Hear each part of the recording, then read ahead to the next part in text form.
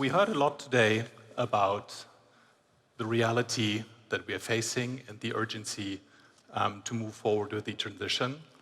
The world is undergoing a large transformation from a reliance on fossil fuels to more renewable, low-carbon sources. And the dynamic that we're seeing has been underscored also by the historic deal at COP28. There's a real urgency to act. Emissions should be dropping fast by about 7% a year, though they're still increasing. And to make this transition happen, to turn it around, mining is obviously critical. All the technologies, most of the technologies that we will be requiring need critical elements, critical minerals, and we're seeing the danger of structural shortages until 2030. No one can do this alone, so we'll need to talk about partnerships and collaboration, and it's, I think, very fitting that the theme of this conference keeps coming back to that theme. We'll be talking about this in some depth at this panel. And there are also some critical questions to be addressed. What about equitable transition? What about local communities? What about security of supply? And with all these questions, we have, I think, a good panel here to tackle and to discuss some of those. I would like to start with Your Highness, Princess Pinturki. When you think about what's critical to make this transformation happen, international cooperation and agreement in ensuring a responsible and equitable transition is quite important. But how can the mineral sector leverage learning from other sectors with regard to collaboration? Well, thank you very much, and it's a pleasure to be here. I'd like to focus on sustainability of mining in the context of climate change, most importantly given that we've just returned from COP and the demand for mining is largely driven by the energy transition, correct? And so I think the reason why I focus on this is because equity and justice, as you just said, is very much at the heart of this transition. And the mining sector will, an industry as a whole, looking at it from the upstream side all the way throughout the value chain to the downstream side will become front and center and move away from the fringes of the negotiations and the discussions around the transition, right? And it's going to be getting more and more of the spotlight. So there's a bigger responsibility on the industry to become more sustainable, to become more equitable in its practices. And there are good examples, but they're not the best examples. The mining industry can certainly do a lot more than what it's currently doing. But I think it's important also to focus on some of these good practices because the extractive industry as a whole has got a really bad rep. Some to faults of its own and some to faults of some. But I think there is an opportunity now to redefine what the industry is doing and how it engages with local communities, how it engages with indigenous communities to ensure that the transition is really equitable and just. And I think this brings us to the topic of working with developing nations in particular. The biggest, and we see that these every year in the COP conferences, the biggest issue is not, you have the transition away from fossil fuels, you have the discussions around renewable sources, but the biggest issue is the issue of finance. And it's constantly an issue. And the developing nations are really, at the low end of all of this because they are competing for capital. There's no lack of capital, but they're competing for capital because of the cost of capital, the cost it takes them to develop their own economies and to develop resources.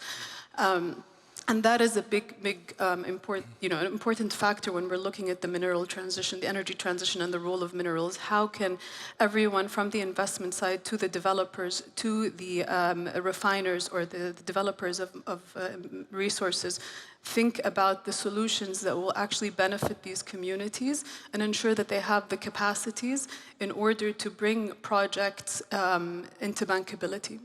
Because you have investors going to developing nations with buckets of money, looking for projects, eager for projects, but when they go on the ground and talk to some of the people there, there's nothing that's bankable. And the reason that that's the case is because they lack the capacities necessary. They don't lack any resources, but they lack the capacities that allows them to get from this initial stage into the development stage and the bankability stage. Thank you. Yes, I mean, this shows very tangibly the challenges really that we're facing here. I'm hearing that we now also have the virtual line to our sixth panelist, Jonathan Price, the CEO of Tech, who's joining us remotely. Welcome, Jonathan. Thank you for making time. And we have him here on the screen. My next question would be for you, Your Excellency.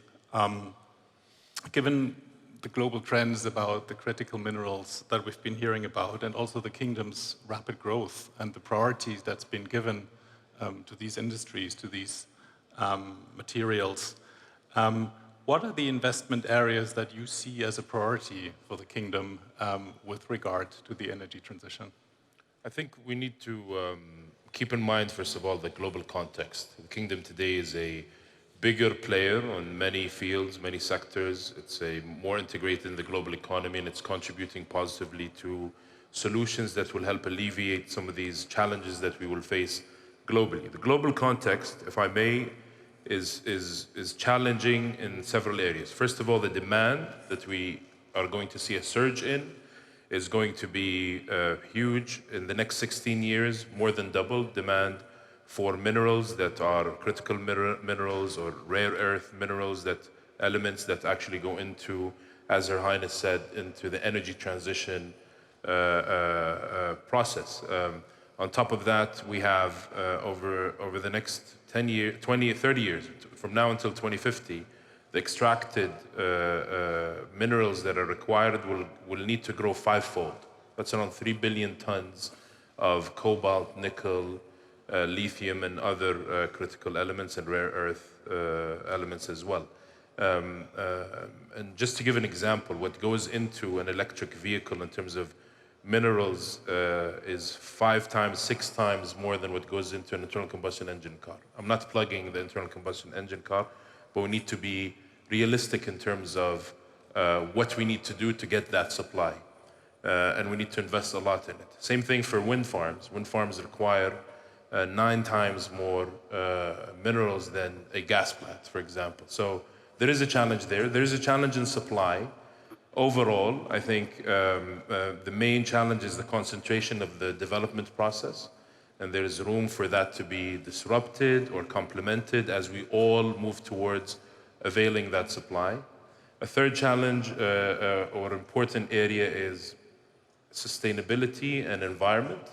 We're at the beginning process of innovating and disrupting the minerals extraction and development process. What we'll see in the next few years is more innovation than what we've seen in the last few decades.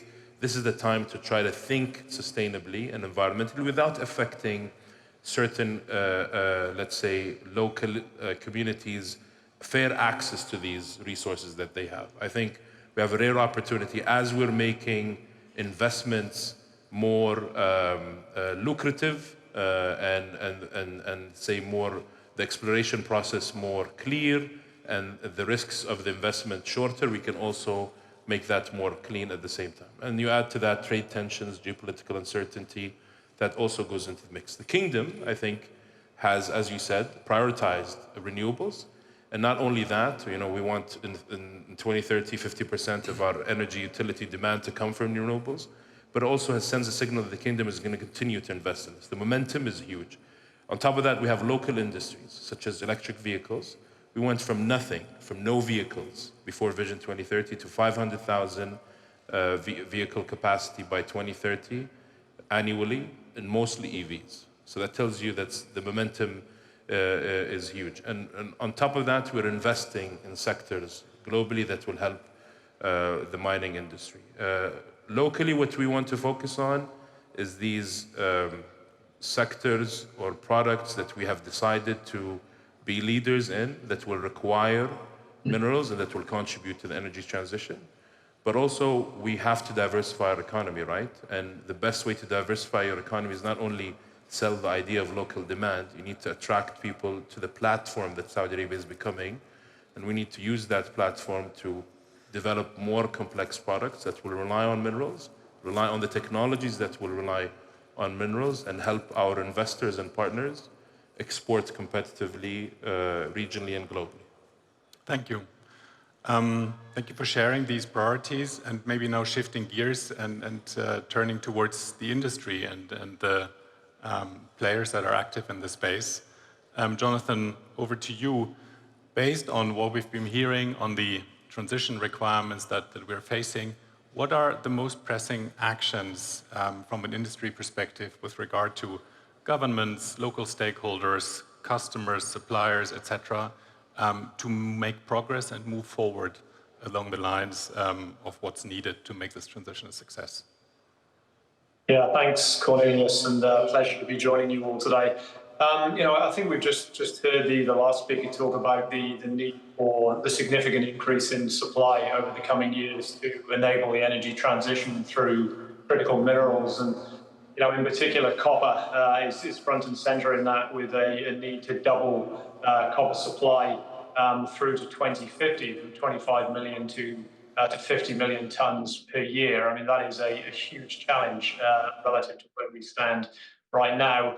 The other challenge, of course, is that there rightly are rising expectations for better social and environmental performance from mining companies. So we need to produce more minerals than we've ever produced previously, but we need to do that in a more responsible way than we have as an industry in the past, with less impact on local communities and on the environment. And like many things, of course, this requires partnerships.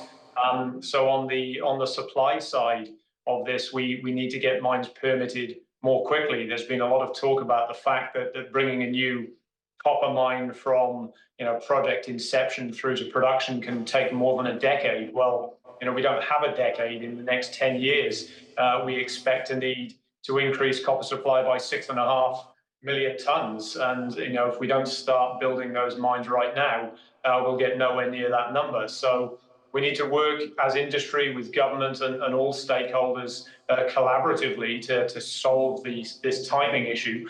But we can't do that at the expense of responsible practices and responsible mining. So we need to move more quickly, but we need to do this through engagement. From Teck's perspective, we have a strong record as a sustainable producer.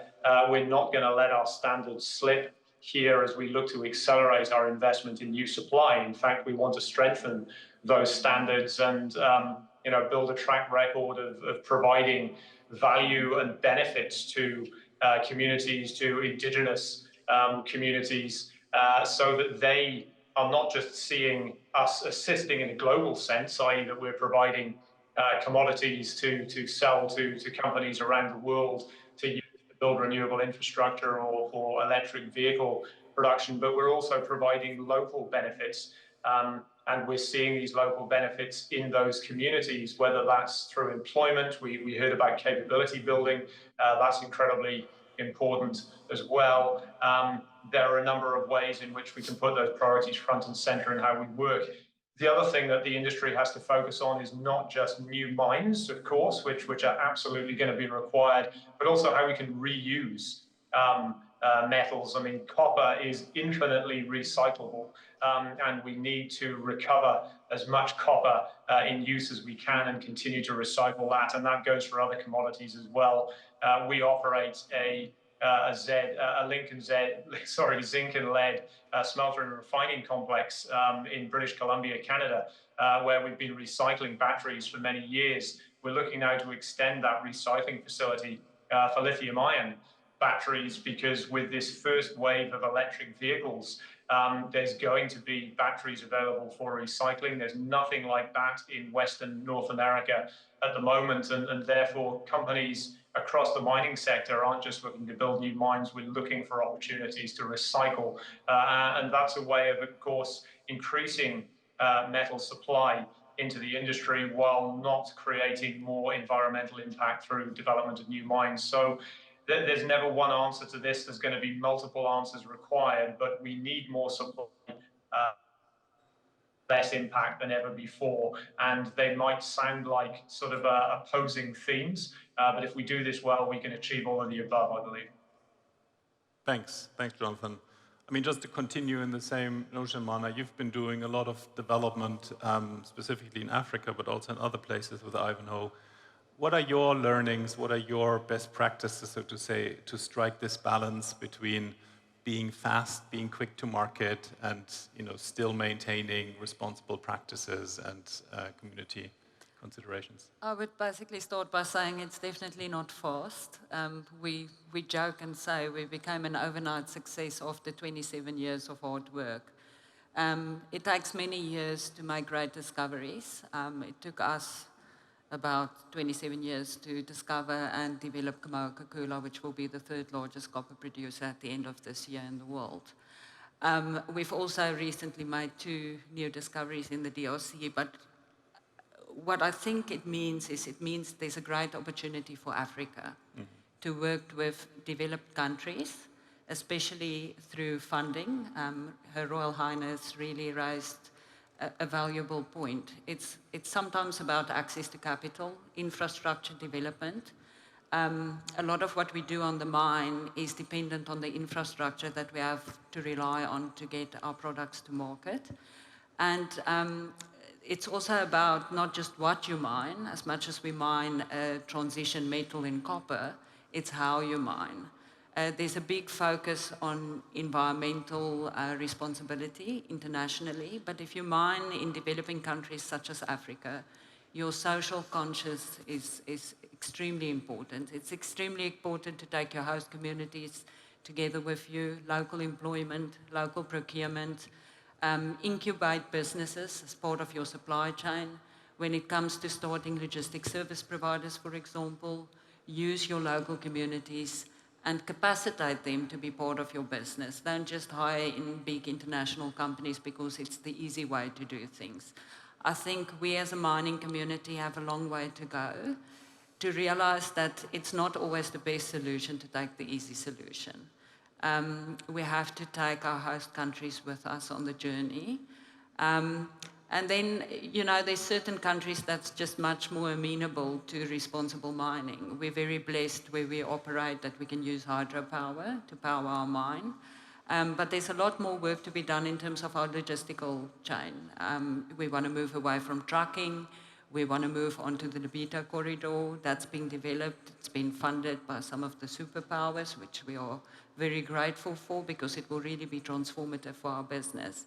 And that's where I can also see the kingdom playing a role in the future, helping with infrastructure development in return for access to critical metals and helping some of the developing countries to access those critical metals. They have the mineral endowment, but it's about collaboration between nations. It's about mining companies educating local people in terms of how to make these discoveries and how to build these tier 1 assets. And we've proven that you can do it in difficult jurisdictions. And I think it's time for all of us to take that leap and take that risk to get that critical supply chain Excellency was referring to the market to help with the energy transition. Yeah, that's fascinating. Thank you for sharing that. Now, with all these new projects coming online, that obviously also has a huge impact on the downstream supply chains, on the trading, on the transparency requirements, etc. Alec, what are you seeing from the trading perspective in terms of changes, in terms of necessary improvements, etc., with regard to the transition that we're going into? Yeah, so Traxys has a 100-year history of buying and selling the future minerals. And so we operate all over the world. And we focus only on metals, about 65 of them, and all of their grades and subgrades. So we operate in all those geographies that were raised today, some more difficult than others. We also are very active in the recycling world and supporting new projects at a very early stage where governments want to make sure that there's a marketing partner associated with those recycling projects. So those are big changes to our industry. Transparency is at the heart of how we sell ourselves to our partners. So our partners know who we sell to. They know the price at which we sell, which is quite unique in the trading world. We are not a black box. We are fully transparent, which gives our partner suppliers an edge because they better understand the market they're operating in, and it gives us an edge, of course, compared to some of our competitors who like to buy things and keep it in a black box. Transparency also matters from an ESG standpoint. We have to be able to tell our off-takers that these are non-conflict minerals, that the mining was done in a sustainable way as much as possible. We have an impeccable track record of doing so. And it's very hard work because you have to train your people constantly all over the world to be reminded to not always take the easy way, and sometimes turn down what could be very attractive projects from a profit standpoint, but where there are questionable actors involved. Lots to do, also on the trading side. Last but not least, Bill, let's also talk about the customers and the off-takers, so to say. You're at the point in the value chain where actually meeting face-to-face those who are willing to pay a premium for some of those products, who become increasingly interested in getting the transparency about where the product comes from, what the footprint is, etc. What are you seeing, when you talk to your customers with regard to the transition, but also with regard to kind of expectations towards the product? Thanks. Let me start by thanking the Kingdom for hosting the forum. Alcoa has been in the Kingdom now for nearly 15 years. We built, along with our partners, Ma'aden, a $10 billion vertically integrated value chain here in the Kingdom, and made our first metal in December of 2012. So we've been here a long time, and it's nice to be back. To answer your question, as far as what customers are looking at, we are seeing significant demand increases over the next 10, 20, 30 years in all of our spaces, in all of our industries. We serve kind of 3 or 4 major industries around the world. We're seeing that demand grow, and it's an exciting and challenging time to be an aluminum company. When we sit down with customers face to face, depends on where it is, but in the leading edge places like Europe, our OEM customers are asking for significantly decarbonized aluminum. And so there is a tremendous trend within our industry to race towards decarbonization.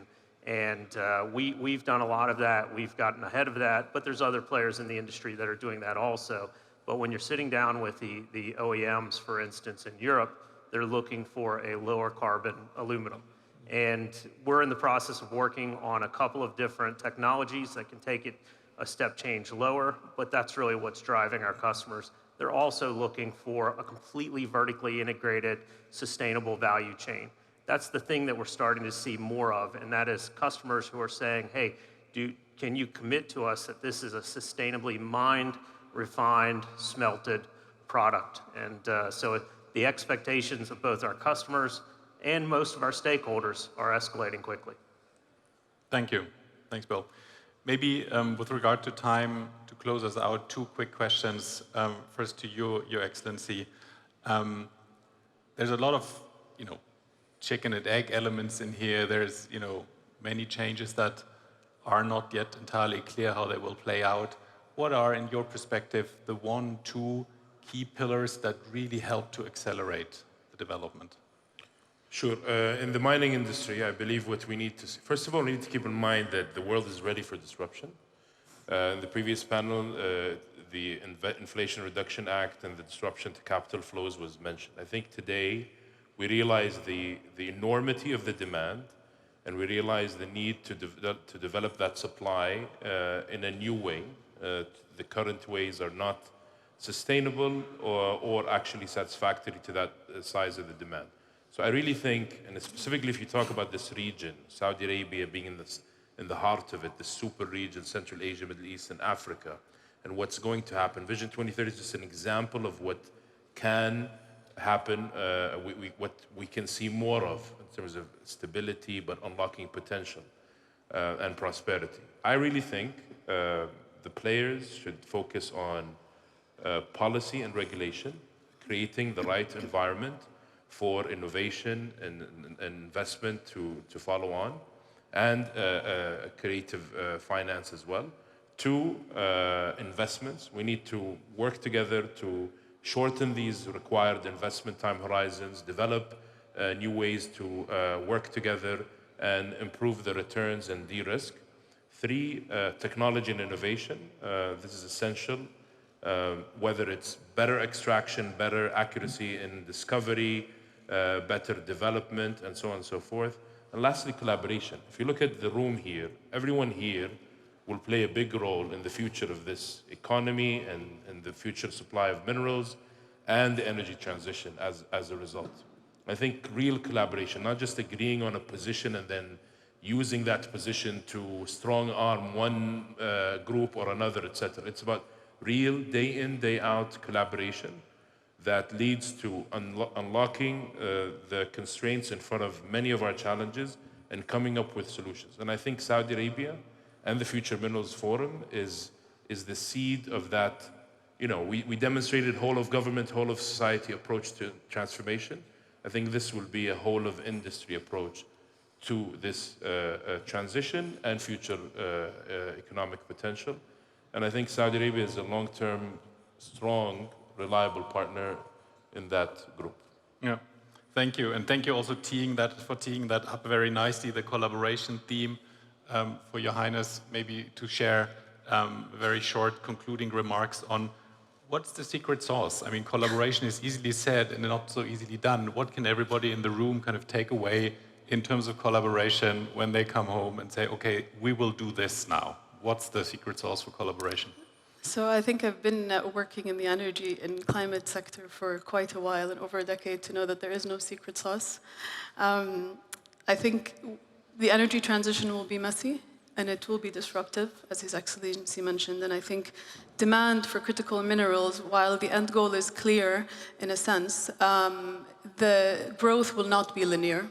Right, and it all goes back to management and how do you manage this transition in a way that maybe it's disruptive when it comes to innovation and innovative technologies, but it should not be disruptive to societies and communities. And I think that's a fundamental issue and a challenge, because no country should choose between its economic development goals and its climate goals and ecological targets, because inherently, those two are inextricably linked to their well-being overall. So one cannot choose one over the other. However, we've seen, and these are in developing countries, when the reality hits, geopolitical issues and energy security issues take center stage and climate targets are put in the backseat. And so how do we develop and how do we think of solutions that actually look at them in harmony and ensure that environmental plans, conservation plans, including the well-being of communities, go hand in hand with the wider development plans beyond just what GDP looks like. And I think to His Excellency's point is that Saudi Arabia, being a hub for the super region, can play a big role in catalyzing such efforts, because it does have that patient capital to deploy into different technologies, into different industries, and in the industry itself across the value chain. But also share learnings, build capacities in countries that lack those capacities, including ourselves. We are still learning, we are still developing our capacities, but we also have demonstrated that we're able to translate our learnings and share our learnings with others at little to no cost.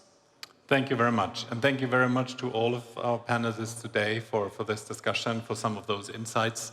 There's a lot of work to do. Thank you for everything you're doing and many others are doing. And yeah, let's conclude the panel with this. Thank you very much. Thank you.